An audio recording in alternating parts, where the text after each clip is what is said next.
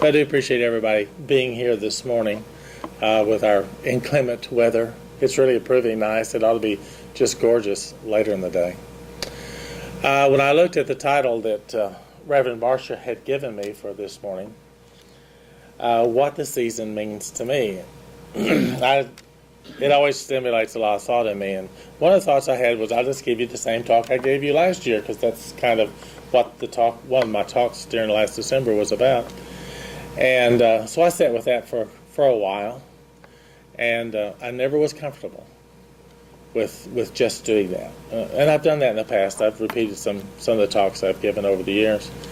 And because I look out there and, well, nobody was here when I did that one before, I can just do that one again. And sometimes it feels very, very appropriate to do that. It did not this morning. And I was up at 3 o'clock this morning with my back, as I am many, many mornings. And I use that as a time of meditation.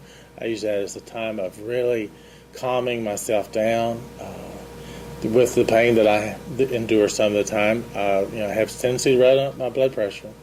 So I really work with that. I work with that with meditation and deep contemplation. And on the Saturday morning or Sunday morning, if this happens, I always work on my talk. I don't care how far along I am on it. It's the right thing for me to do at the time. It is a very settling thing for me to do. And again, it was this morning. Very, very settling. But my talk changed. And my talk changed when I got here this morning. It's really evolving on and on and on.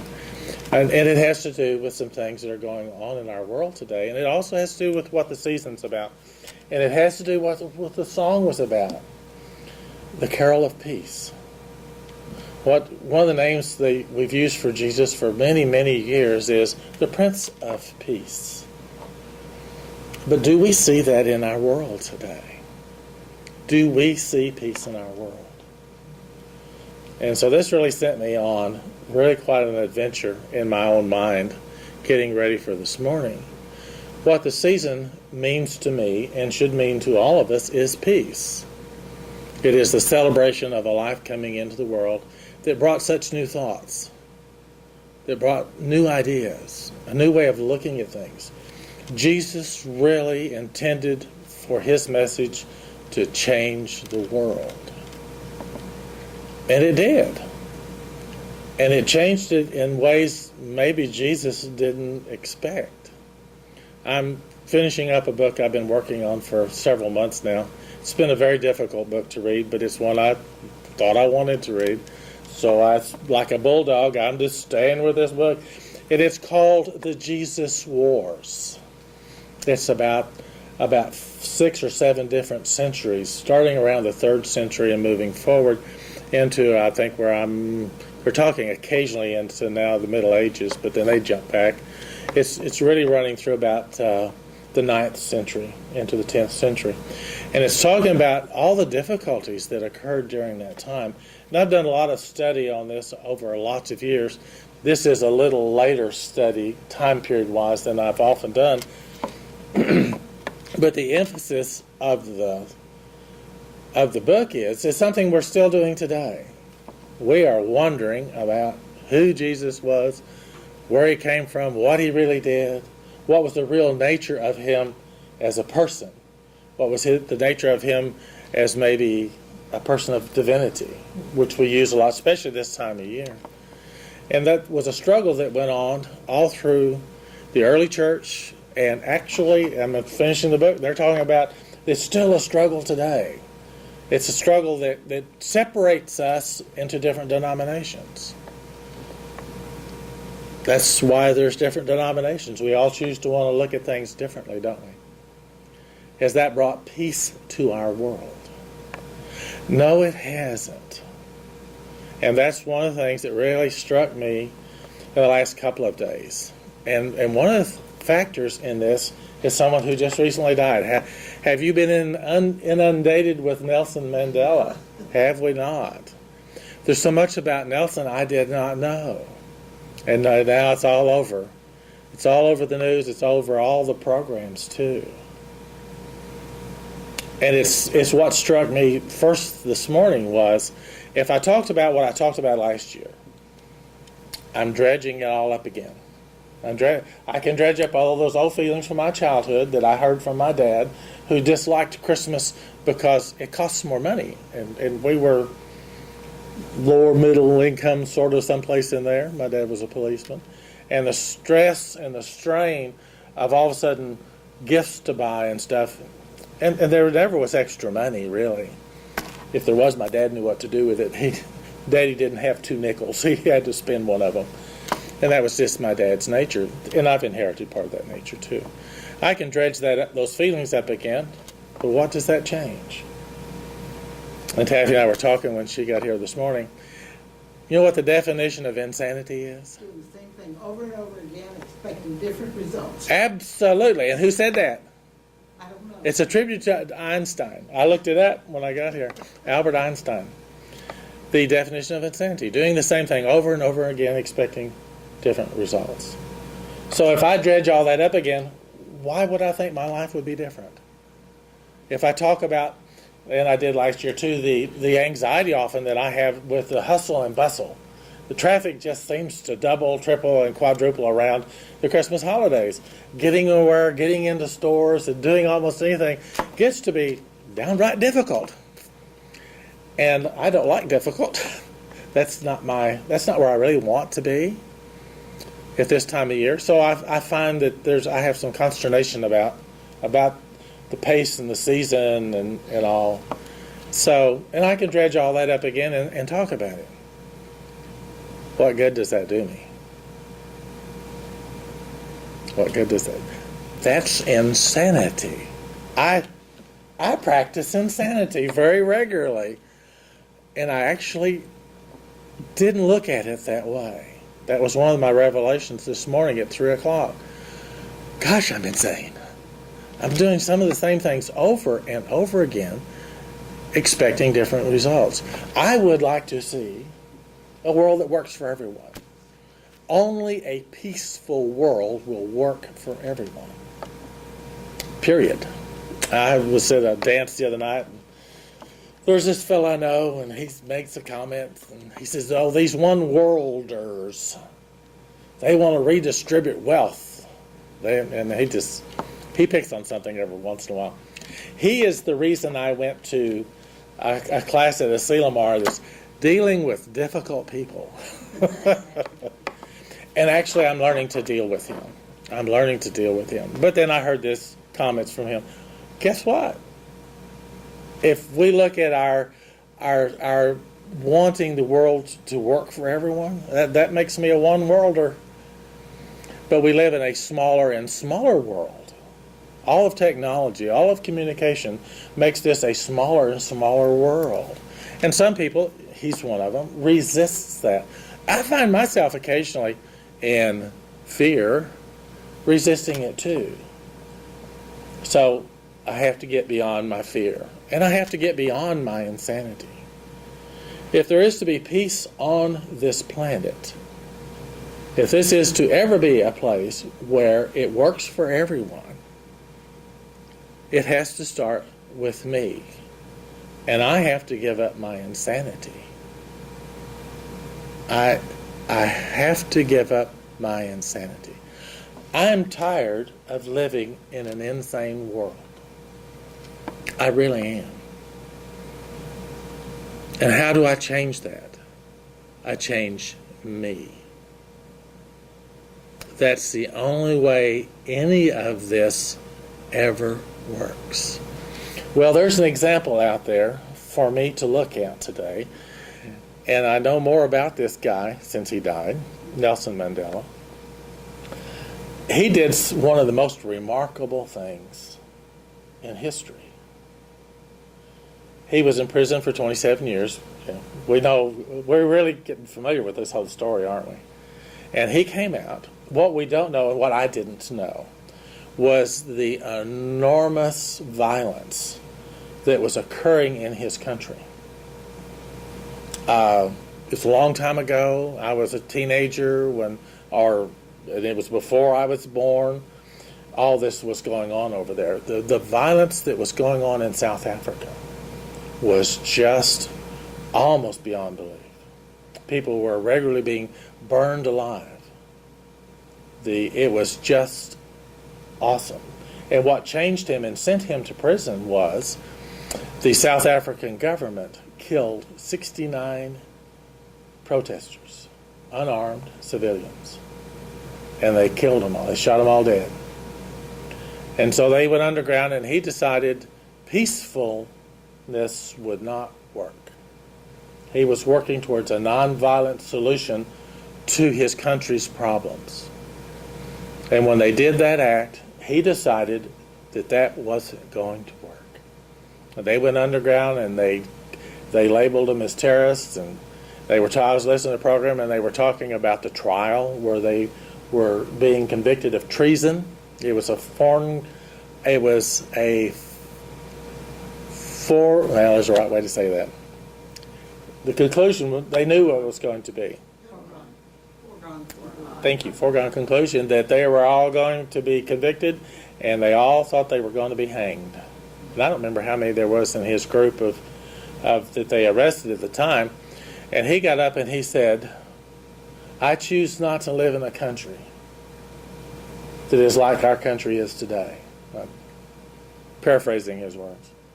I choose not to live in this kind of country where there is so much violence, so much death, and so much disparity in the country I live in. He said, I will work to change this, and if I must die, if you must kill me, I'm ready.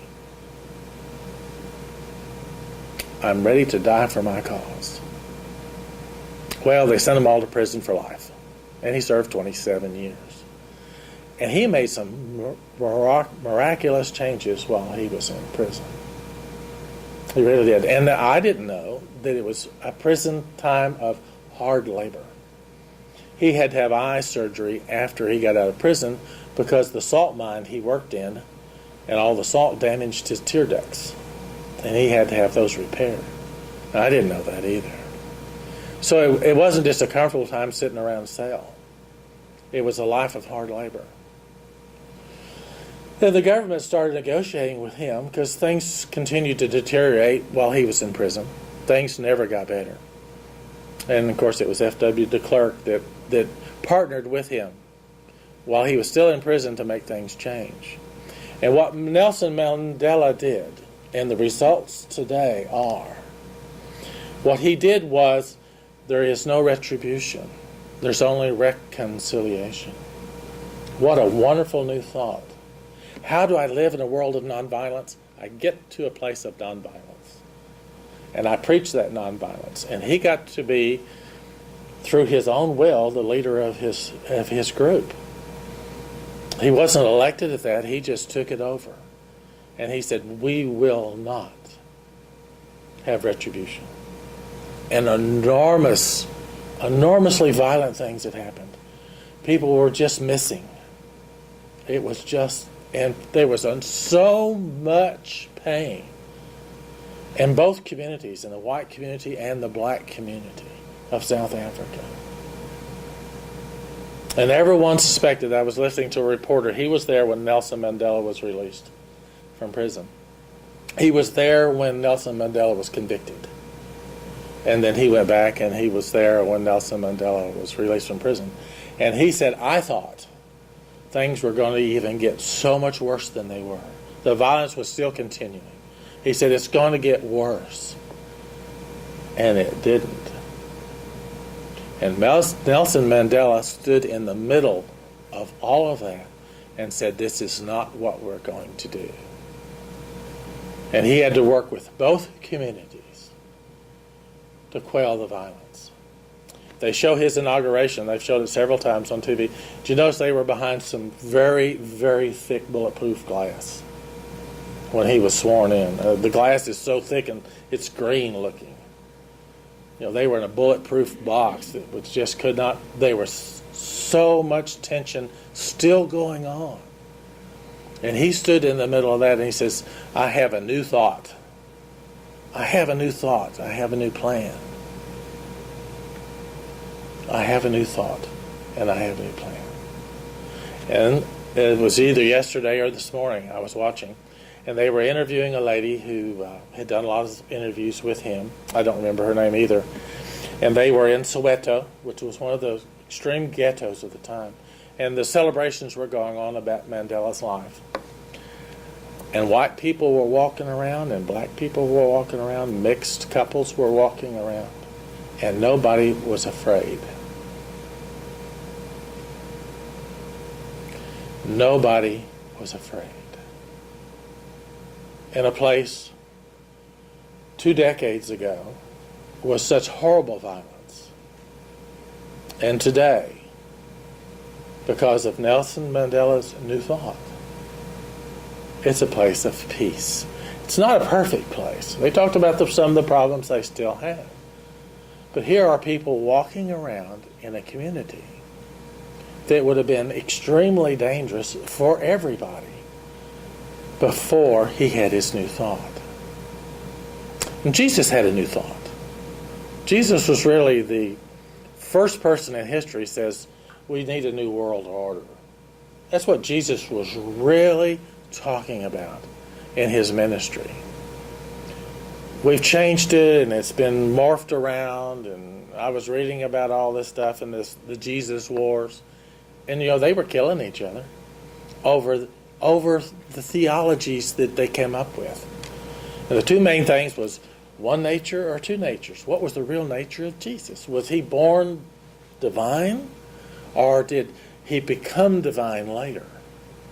They were warring and killing each other over that almost 2,000 years ago. And is that what Jesus wanted? I don't believe so. We call him the Prince of Peace. But peace comes through everybody getting along. And it takes a new thought. Our world is racked with people who just don't want a new thought. And it's almost always because of fear. Or it's because I'm going to dredge up that old stuff like I was going to do today in my talk about my feelings about Christmas.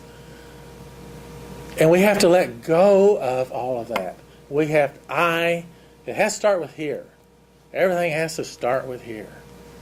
I'm beginning to hear the message anew. And that's one of the things about this season too. We get this wonderful opportunity to go back and look at the message again. Look at the whole message, the whole picture. The Prince of Peace was born 2,000 years ago, a little more than 2,000 years ago now. And we still haven't got that peaceful world. But should we give up? Should Nelson Mandela give up?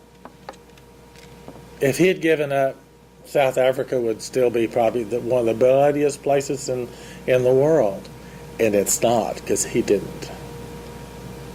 So I have a new thought. And it was in our affirmation this morning. I believe in love. And I believe that peace through love makes it work. I have to have love in my heart. First I have to love me, and then I have to love you. And I don't practice that enough. That's what I see in my world, is I really don't practice that enough. And this is my opportunity to renew my dedication to peace and love. And I choose to use this season to do that. And when I do that, when I really will do that, I spread it. If I will do my work, it spreads to others. My new thought is contagious. There is that atmosphere around us. And we think in and out of it as part of that one mind that we're all a part of. If I will think love and peace into my environment, it does affect others. It affects me. It affects me how I behave. Instead of ranting and raving at the traffic, how about I stop and bless the traffic? Instead of ranting and raving about the crowds in the store, how about I stop and I bless the crowds in the store? How about I do it different? How about I give up my insanity? And how about I do it differently? I'm tired of my insanity, and the world is tired of my insanity. Doing it the same way over and over again and expecting something different. I have to do it different if I want it different. And I believe in love. And I believe in peace. And I believe in a one world that works for everyone. And I'm willing to give up my fear about it.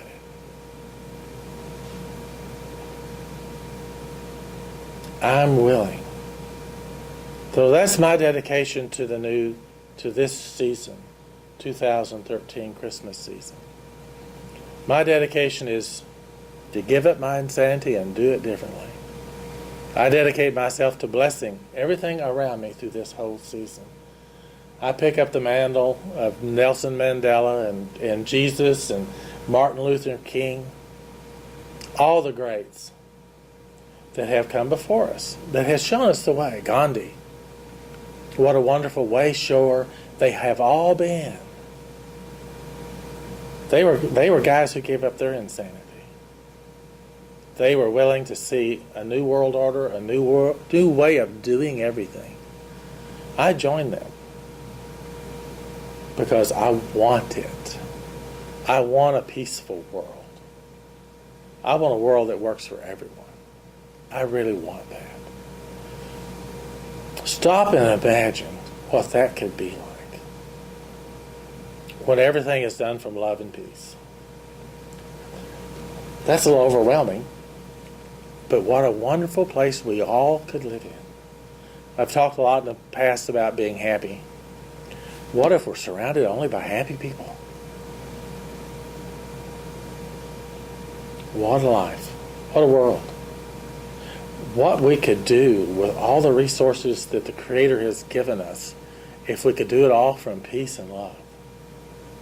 There's more abundance in our world than we can even begin to tap into, and we don't because there's too much conflict. Gosh, what a wonderful world this could be for everyone. What an idea. What a wonderful idea that I want to carry forward. So for this holiday season, I do this dedication. Give up my insanity. Move forward in a different way. Join me if you like. It could be a wonderful adventure. I'm expecting a wonderful adventure out of this. And guess what? I'll have a lot less tension in my life. And I want that too. I want love. And I want peace. And I want harmony. And I want abundance. And God's ready to give them to us. That's my story, and I'm going to stick to it. Thank y'all for being here this morning.